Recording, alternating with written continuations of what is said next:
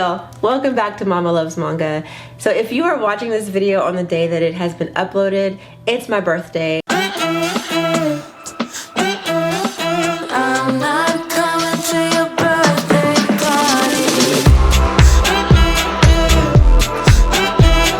So feel free to tell me happy birthday in the comments. I live for the attention on this day. Anyway, for my birthday last year, I filmed and uploaded a haul. Today, instead of filming a haul, I decided to do an unhaul because I have been buying a lot of manga this month. I've been trying to finish up my Clamp collection, and also I've been buying Fumiyoshi Naga titles, and I'm slowly starting to run out of room. So I decided that I needed to go through my current collection and get rid of anything that no longer sparks joy, things that I'm not really that interested in picking back up. And so we're gonna do this unhaul. Follow me on Instagram if y'all want to know what I'm going to do with these, because I may sell them and I may do a giveaway. I don't know, just follow me on Instagram. So anyway, let's get into this. First up is Deadman Wonderland, and honestly, this was not an easy decision to make because I really loved this series when I read it the first time, but I have not picked it up to reread it, and I find that I'm not really all that interested. I think I might watch the anime though, just to get my like Deadman Wonderland fix, but I am just no longer interested in keeping this series on my shelf. I want to make room for series that I really want, and this one is not it. Moving on to another finished series, this is The Prince in His Dark Days by Hiko Yamanaka. It's a 4-volume series, and I loved this series when I read it. I believe I read it in 2017. I started reading it in 2017.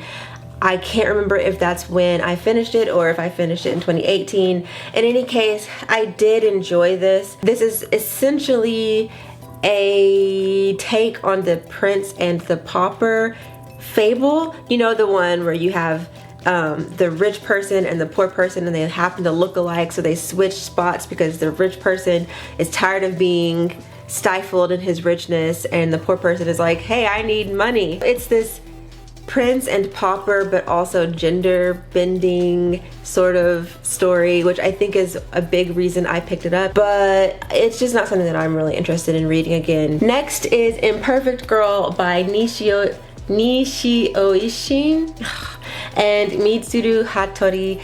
This was a good read when I read it, but it's another one that I'm just not really interested in rereading because I remember the twist. The twist was actually it was gruesome, which made it awesome. This is one that I would recommend that you borrow or read digitally so you don't have to have this sitting on your shelf, because I don't know, it's just not, it doesn't have a lot of rereadability in my opinion. Someone else might disagree, but yeah, this is an interesting story about a young man who essentially gets kidnapped by a little girl, and that's all I'm gonna say about that because I don't want to give anything away.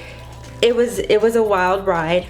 I definitely did enjoy it, but it needs to get off my shelf. So this next one might come as a surprise to y'all because I did recently review it and gave a pretty glowing review for it, and that is The Delinquent Housewife by Nemu Yoko.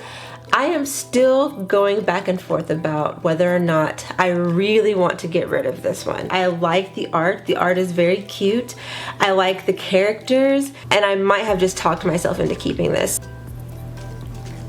And the last completed series that I have in this unhaul pile is Cafe Kiichi Joji De. This is by, who is this by?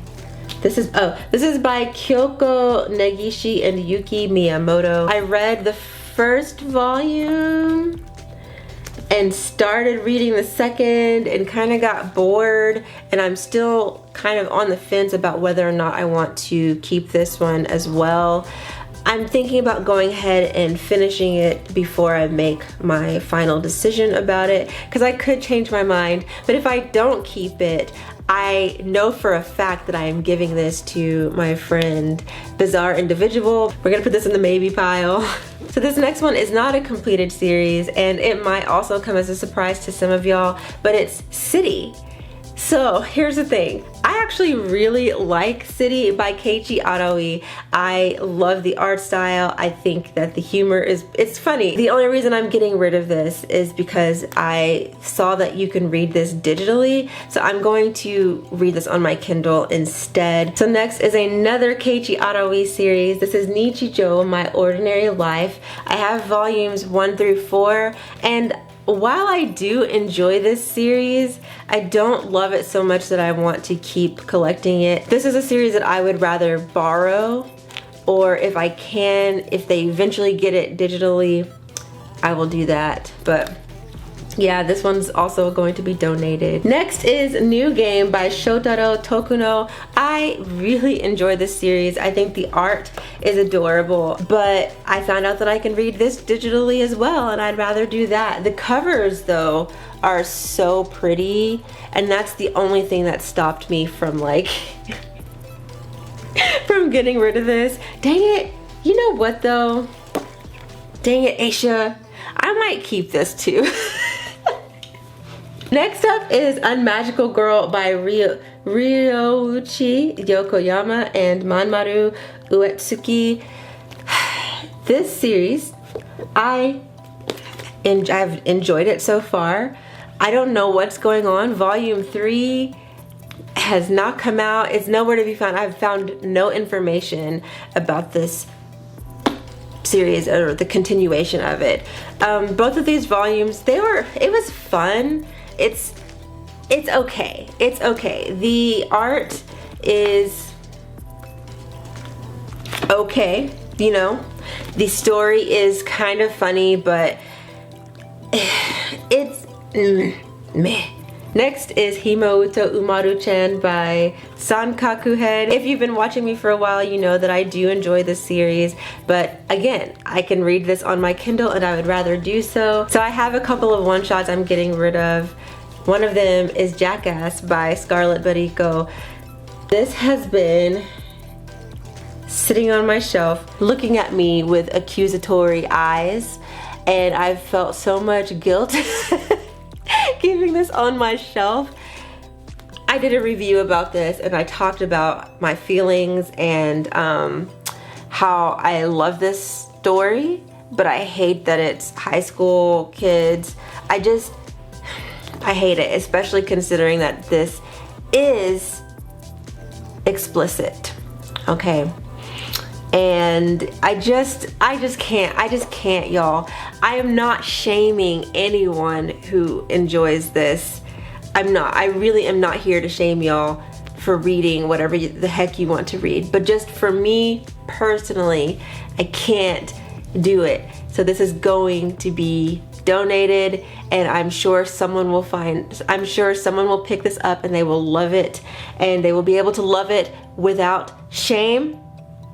But for me, I just can't. I just can't. So goodbye, my BBs. Goodbye. And here we have In Clothes Called Fat by Moyoko Ano. I'm getting rid of this one because after reading it 2 times, I don't think I can read it again. It brings up like it reminds me of my body issues, and I'm trying to get over my body issues in 2019. I'm 33 years old now, okay? I'm trying to get past my body issues. This triggered me too much. Next up is Voices of a Distant Star by Makoto Shinkai and Mizu Sahara.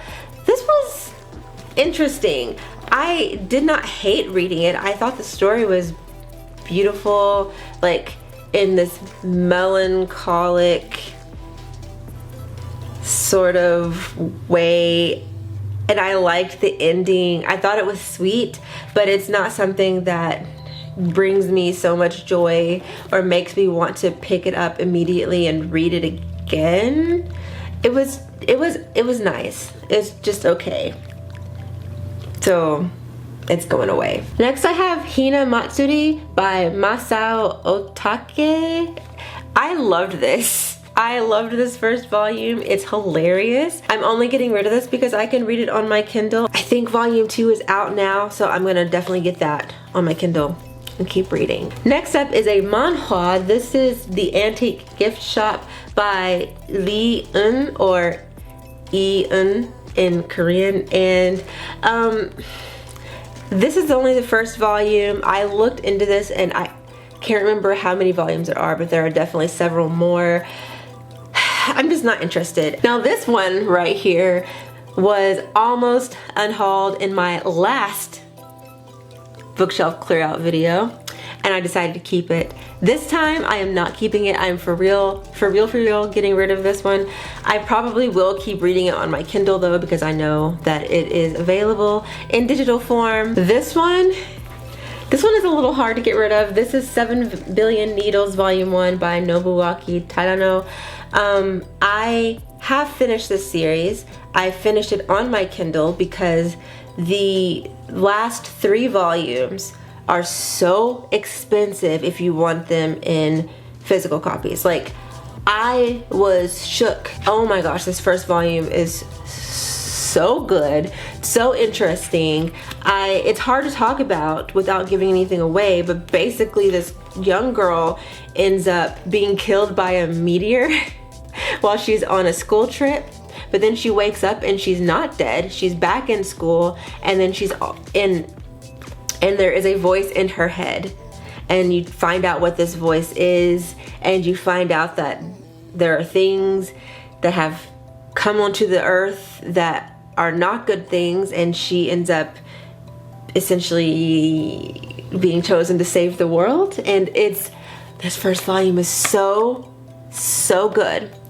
The only reason I'm getting rid of it is because I can read it on my Kindle, so I'm gonna go ahead and buy the first volume, so I have the full series in digital form and I can read it whenever I want. But yeah, there's just no point in me keeping this first volume when I know that I'm not going to buy the last 3 physical volumes. Next up is Barefoot Again, a cartoon story of Hiroshima Volume 1 by Keiji Nakazawa.